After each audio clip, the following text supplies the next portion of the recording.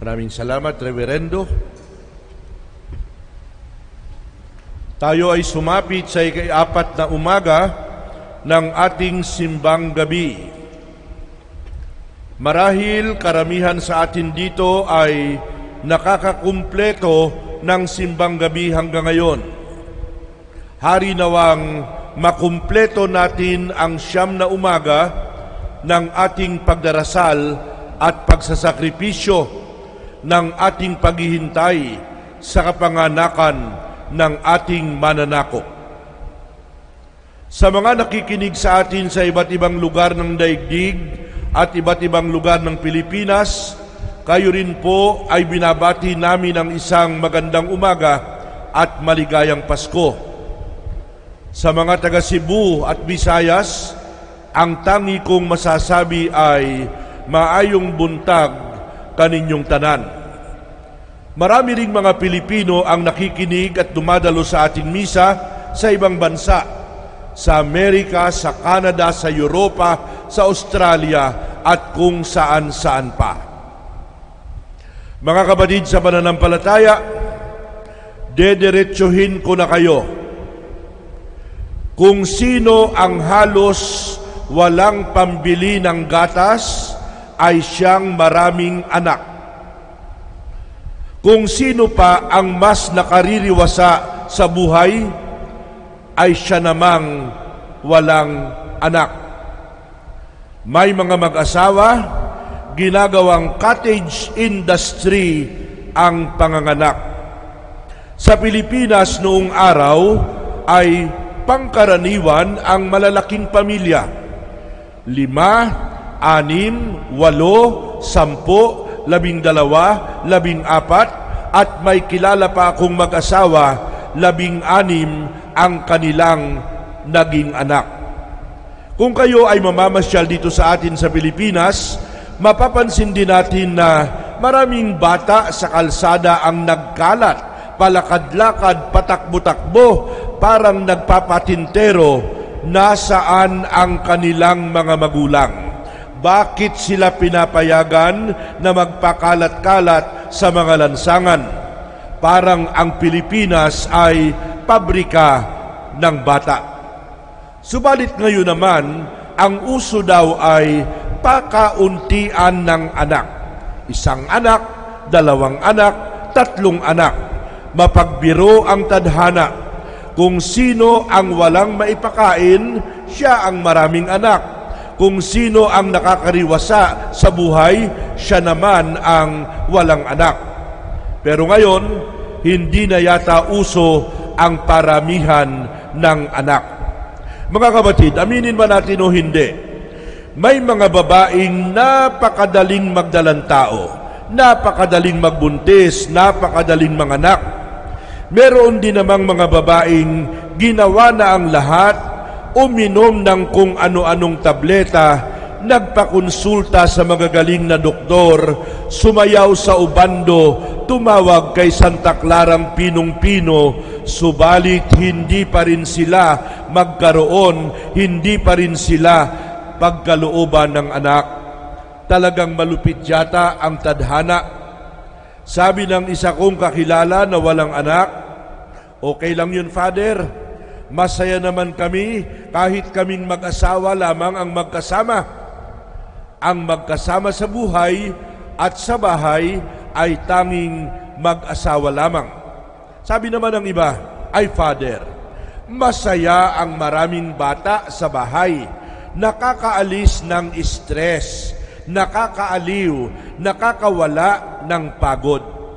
Sabi ko naman, ay hindi ko alam yan sapagkat wala naman akong personal na karanasan. Mga kapatid, ang iba, ang anak ay aso.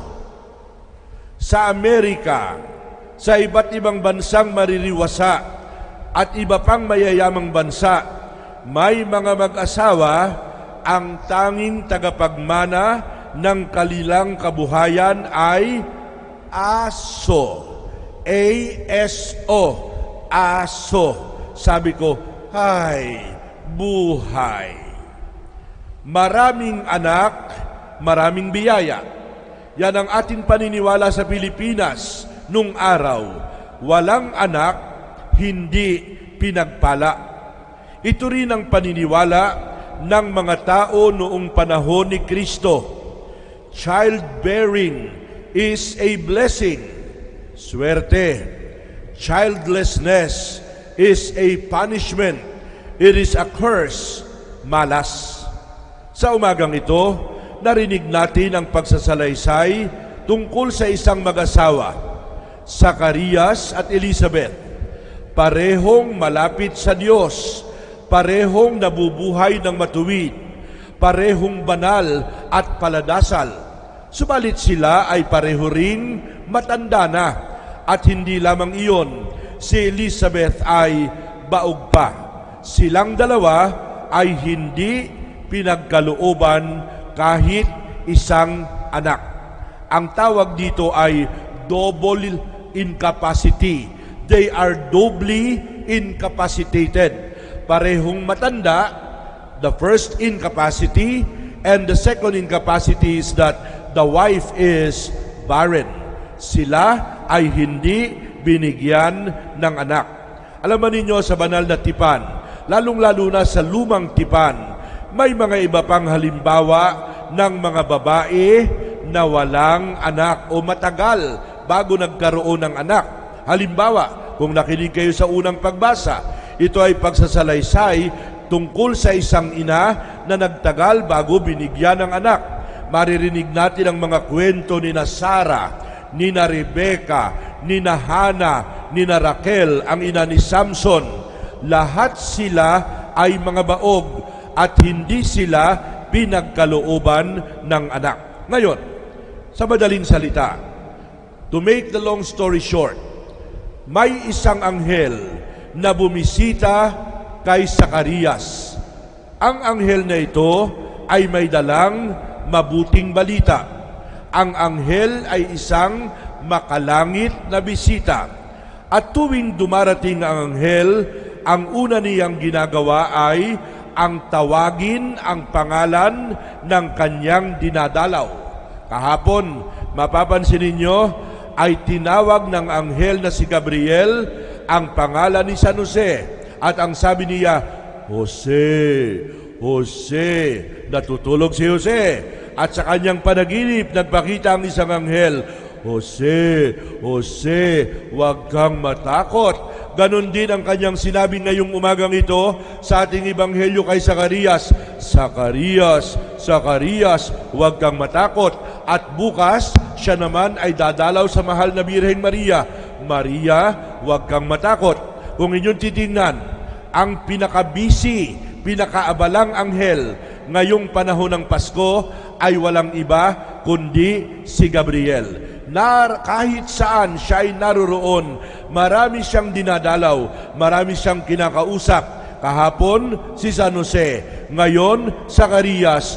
Bukas, ang mahal na Birhen. Siguro ay pagod na ang banal na anghel na si Gabriel. Ngayon nga pala, nasabi ko na ba sa inyo ang tatlong katangian ng isang anghel? Gusto ba ninyong malaman?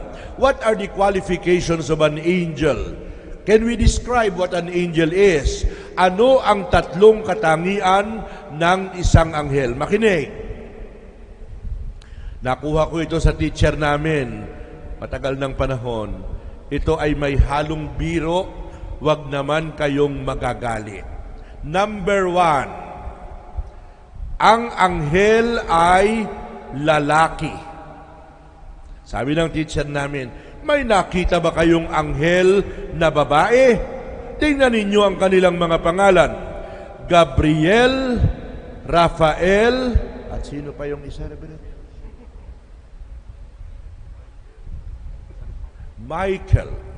Gabriel, Rafael, Michael.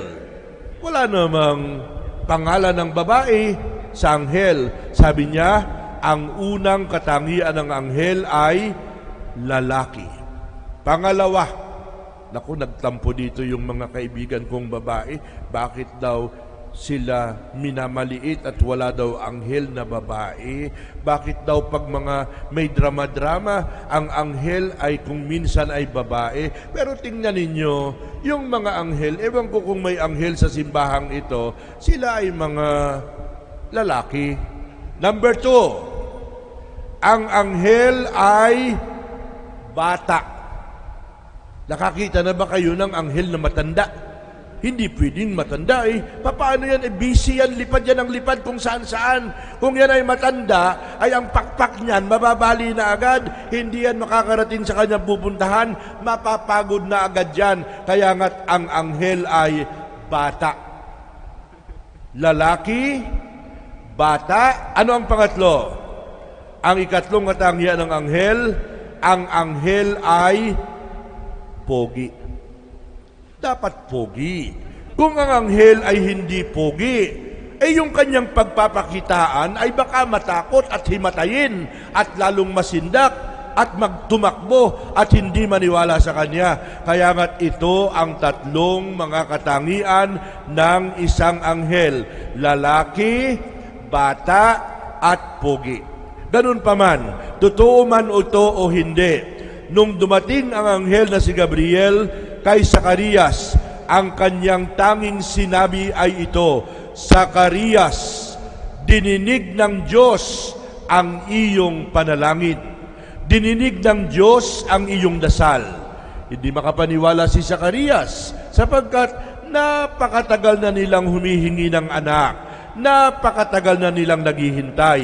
Hindi siya makapaniwala na dininig ng Diyos ang kanilang panalangin. Sa madakatuwid, sa madaling salita, nagdalang tao si Elizabeth. Alam naman natin siya'y matanda na. Hindi siya lumalabas ng bahay. Ay bakit hindi nalabas ng bahay? Ay baka pagtawanan ng mga kapitbahay. Ay sasabihin nila, ano ba naman itong lola na ito? Kung kailan naging lola, saka nagdalang tao. Ilang buwan din siyang hindi lumalabas at kahit na si Zacarias ay hindi rin lumalabas. Bakit? Baka sabihin ng mga kapitbahay, sabihin ng mga tao, ano ba naman itong matandang huklubang ito? Kung kailan pa tumanda ay saka pa nagdalang tao ang asawa. Sa mga tuwid, iniiwasan nila na sila ay kutyain ng publiko. Iniiwasan nila na sila'y pagtawanan ng mga tao sapagkat ang isang babae na baog at ang isang mag-asawang matanda na dininig ng Diyos ang kanilang panalangin. Mga kapatid, ang pinakamagandang balita, ang pinakamagandang regalo at alaala, ang pinakamagandang handog na natanggap ng mag-asawang Zacarias at Elizabeth ang ating narinig sa umagang ito. Dininig ng Diyos ang kanilang panalangin. Maniwala kayo, dinidinig din ng Diyos ang ating panalangin. Kung minsan nga lamang, nagtatagal ang sagot ng Diyos. At kung minsan din ay ang sagot ng Diyos ay iba sa ating kagustuhan. Sana araw-araw mayroon tayong personal na intensyon sa ating misa.